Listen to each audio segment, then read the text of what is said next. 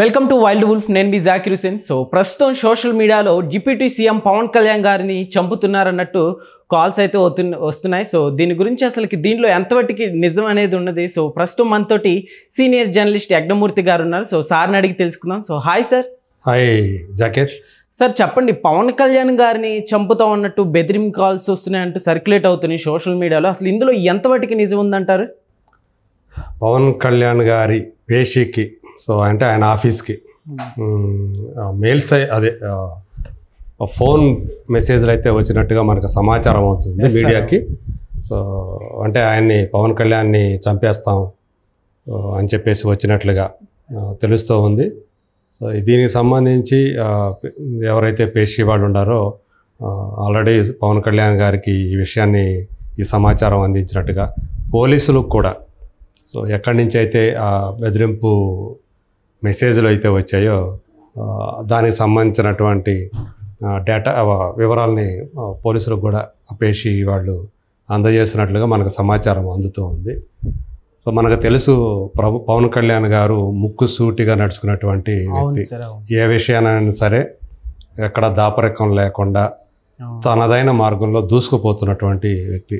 అంటే ఇప్పటిదాకా మనం అనేక మంది మంత్రులను చూసాం, అనేక మంది రాజకీయ నాయకులను చూసాం. కానీ పవన్ కళ్యాణ్ లాంటి మనిషిని మాత్రం, అంటే ప్రభుత్వంలో అలాంటి వ్యక్తి ఉంటే, భాగంగా ఉంటే, ప్రభుత్వంలో ఒక మంత్రిగా ఉంటే ఎలా ఉంటుంది అనేది కూడా ఆయన చూపిస్తూ ఉన్నారు.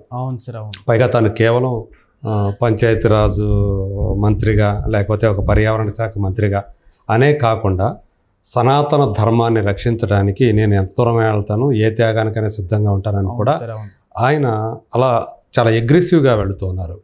సో అలాగే అనేక, అంటే ప్రభుత్వానికి సంబంధించి ప్రజలకు ఏవైతే చేయాలనుకుంటూ ఉన్నారో, ఆల్రెడీ ఏవైతే హామీలు అయితే ఇచ్చి అధికారంలోకి వచ్చారో ఆ హామీలకు సంబంధించి కూడా అధికారుల్ని ఉరుకులు పరుగులు పెట్టిస్తూ ఉన్నారు.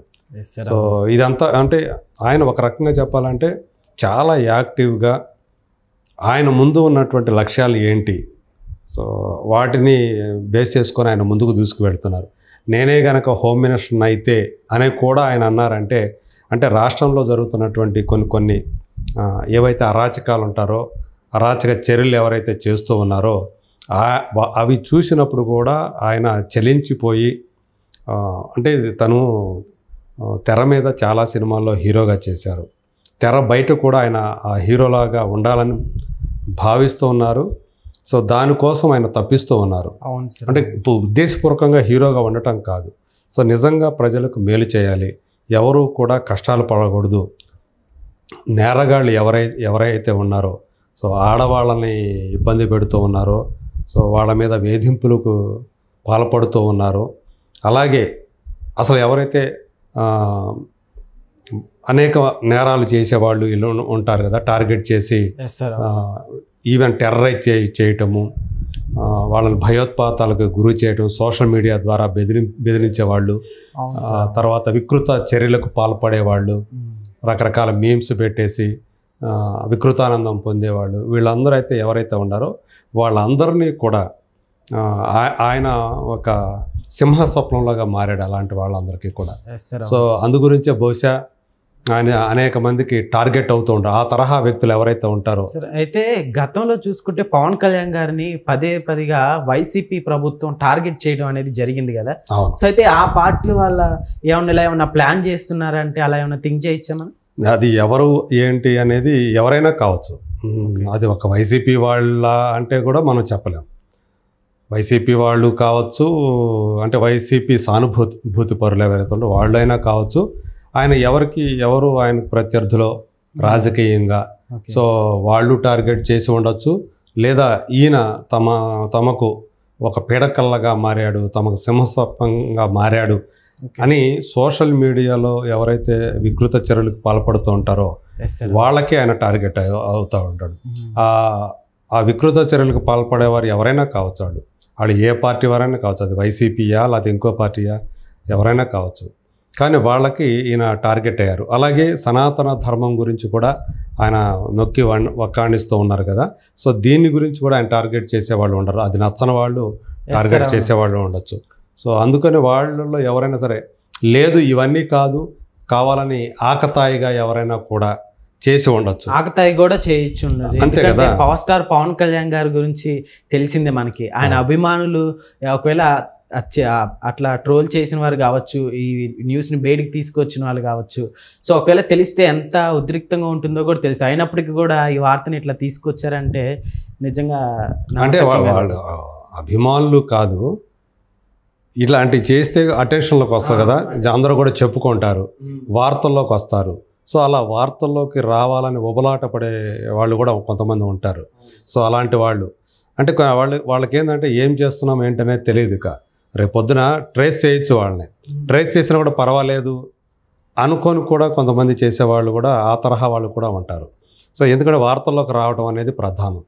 కొంతమంది అంటే తెలిసి తెలియకుండా కూడా రేపొద్దున మనం మన ఐడెంటిటీని బయట పెట్టాం కదా, ఏదన్నా సరే ఒక అన్నోన్ నెంబర్ నుంచి మనం కనుక ఆ మెసేజ్ని పంపిస్తే ఎవరు పట్టుకోరు అనే ఉద్దేశంతో, అంటే యునానిమస్ నెంబర్ నుంచి ఏదైనా పంపించవచ్చు.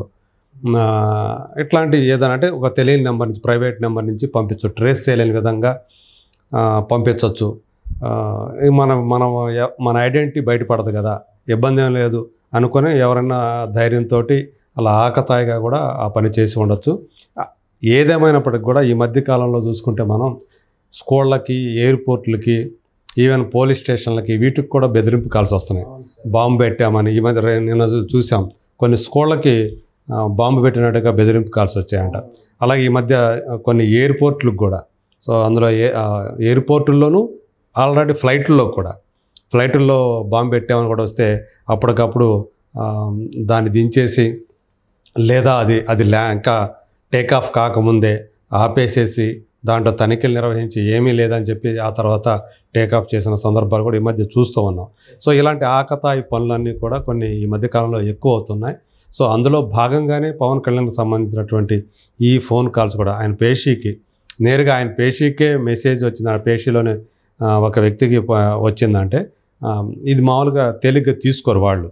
సో ఖచ్చితంగా దీనికి సంబంధించినటువంటి ఎవరు చేశారు ఏంటి అనేది దీని మీద ఖచ్చితంగా విచారణ ఉంటుంది. ఎవరైతే చేశారో వాళ్ళని దొరకబుచ్చుకొని ఎవరు ఏంటి అనేది కనిపెట్టే అవకాశాలు కూడా ఉంటాయి. సో వాళ్ళు నిజంగా కావాలని చేశారా, లేకపోతే ఏంటి దాని వెనక ఎవరున్నారు ఏంటి అనేది కూడా బయటకు వచ్చే అవకాశాలు అయితే ఉంటాయి. బహుశా నేను అనుకోవటం ఇది కావాలని లైమ్లైట్లోకి రావాలి, వార్తల్లోకి నిలవాలని చేసినటువంటి ఒక ఆకతాయి పనేమో అని నాకు అనిపిస్తూ ఉంది. వాళ్ళు ఎవరైనా కావచ్చు, అది ఏ పార్టీ వాళ్ళ సంబంధించిన వాళ్ళైనా కావచ్చు. సో మొత్తానికి ఒక ఉద్దేశపూర్వకంగా కావాలని చేసేది అయితే నేను కాదనుకుంటున్నాను. అంత నిజంగా ఆయనకైతే నిజంగా థ్రెట్ ఎవరైతే హాని తలపెడతారో వాళ్ళైతే ఇలా మెసేజ్లు అయితే పంపరు వాళ్ళు.